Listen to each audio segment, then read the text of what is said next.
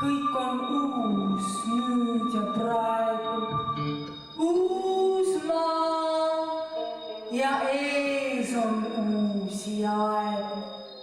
Lavastaja Taago Tubin ütleb, et Aaron Posneri mõned aastad tagasi ilmunud näidendit Kuradi loll lind Tšehhovi kajakale eelistades põlus teda, et Posner on ühendanud oma loo lahti kajakale iseloomulikust Vene aadli kontekstist, romantismist ja melanhooliast.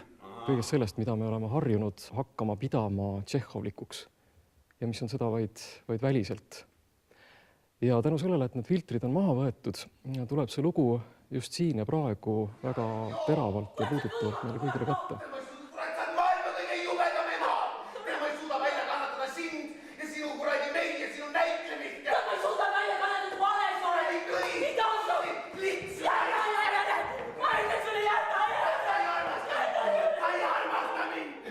Kakskümmend 7 aastat tagasi Ugalas Elmo Nüganeni kajakas noort näitlejannat Niinat kehastanud Merle Palmiste on nüüd elukogenud naise kuulsa näitlejanna Emma rollis.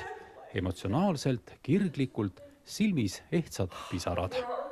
Ta on selline materjal, mis puudutab. Ja ta mõjub. Ja ma arvan, et kui seal need päris pisarad tulevad, siis see on õige.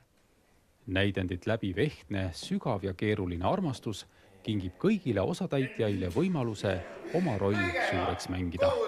Huvitaval kombel on Taago Tubin leidnud sellise huvitava koosluse, et kõik inimesed on justkui ühel või teisel viisil kogenud sellist armastust või mittearmastust või selliseid väga suuri tundeid, millest on väga keeruline rääkida.